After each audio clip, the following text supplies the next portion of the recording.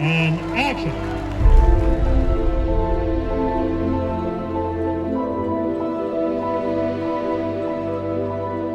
It kind of started how any Tinseltown story would start, right? Heartbreak. My kindergarten crush, Alexis Kavanaugh, was having a roller rink birthday party. So I borrowed my cousin Chris Wilby's roller skates, and Alexis didn't fall in love with me that day, but I fell in love with rollerblading. And then fast forward through way past 10,000 hours of tons of roller hockey, jumping off buildings, grinding down stairs, sketching cars, and now wearing rollerblades just feels like wearing shoes.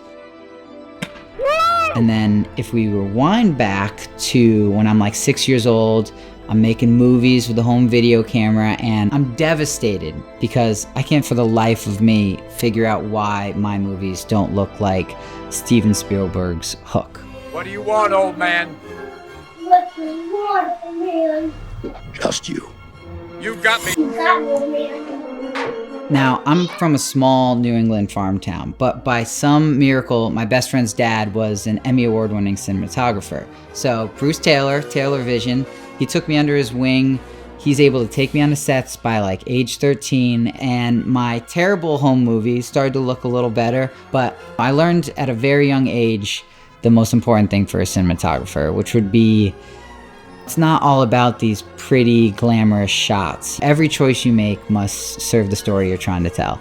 Naturally, you know, my love for rollerblading and filmmaking came together. I started skating around with a home video camera around age 9, never broke it. And then one day I was filming this commercial for this new tool called the Movi, and a behind the scenes video of me operating it went super viral, and then all of a sudden, I'm kind of like Hollywood's rollerblade camera operating guy. Funny enough, I only did that job because my buddy Shane Garrity was going to be on set and I wanted to hang out with him. The handheld energy combined with how fast I'm moving, it can put you right into the game. You could whip pan with the speed of tennis, or it could propel you into like dialogue scenes.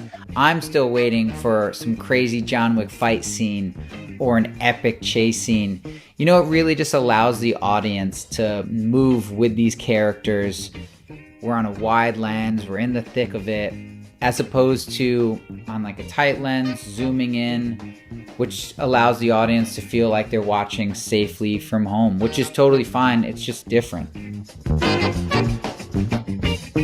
I can skate on wood, concrete, compact dirt, carpet, up and down stairs.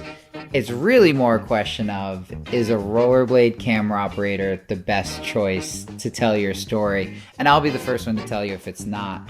I mean, if I say yes to a job, it's because I believe it's the best choice. Oh, once I did this Apple commercial where they had me skate camera operating myself, skate camera operating a girl skateboarding, if that makes any sense, which was so much fun. Although, you know, the most fun sets are honestly the roller rink sets because everyone else is on skates. They got the jams playing, all the extras. It's chaos trying to navigate them, but it's so much fun. So let the horn do the thing they do, y'all. My ADHD shines when I'm blade operating, I think, because I'm juggling a million things out there, you know, like keeping eyes on little cracks in the ground, little cables maybe bumped out, extras running around. I'm memorizing the blocking. I'm noticing where the blocking's going wrong. I'm making adjustments. I'm framing. There's all these different things, and I feel like my scatterbrain is able to keep a little attention on each and every little thing. Express yourself. Express yourself. Oh man, I've been rollerblade camera operating for over 20 years, and I've only found myself sitting on the ground twice, and no one ever got hurt or nothing broke on the camera or anything. One time on season 1 of Swagger, both legs got kicked out from under me, and I went down safely, and I was able to hold the frame and then get back up and keep filming the shot. And then when I went to monitor to talk to the DP, because no one's out there when I'm filming 360, no one's on the court except me and the actors. The DP was like, all right, great, moving on. Cliff Charles, Swagger DP, amazing. He couldn't even find out where I fell down. It just kind of looked like the camera got a little low, which I thought was pretty cool. I don't know, I thought that was kind of fun.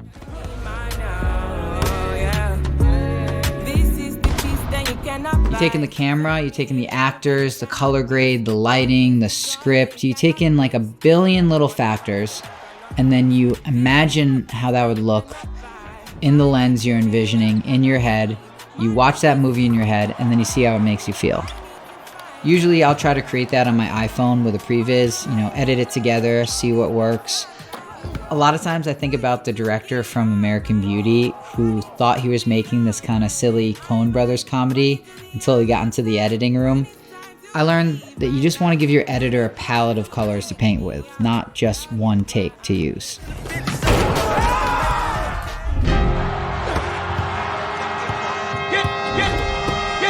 No. People always ask me my rate, and I tell them it's kind of like asking a producer to budget a movie without reading the script. If I'm doing a Michael Bay scene where I'm jumping over explosions and getting towed by cars, it's gonna cost a little more than, say, just following kids walking down a hallway.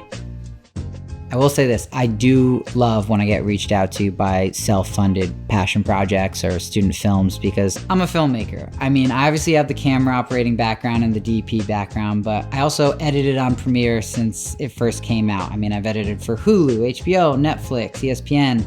I have the stunt coordinating background and stunt background. I've done fight scenes with Ben Stiller. I've stunt coordinated for Oscar-winning directors on Emmy-nominated shows. I've written alongside Emmy-nominated writers to create shows. I've directed tons of my own stuff. I've acted in a ton of stuff. So I'm really less concerned about what my next job title is going to be and just trying to go with the flow of what life presents me, seeking out fun, laughs. I don't know. I've been pretty blessed. I've been pretty lucky with where it's taken me so far. Intercepted by Norm Nixon. Magic, muscles in. Oh no, it's not scary at all. It's like the most fun job in the world. I mean, if I find myself in an unsafe situation, I have no problem saying no. But it's kind of cool because there's so much creative potential. Right now I'm doing a lot of basketball, but I'm excited to see where the next call brings me.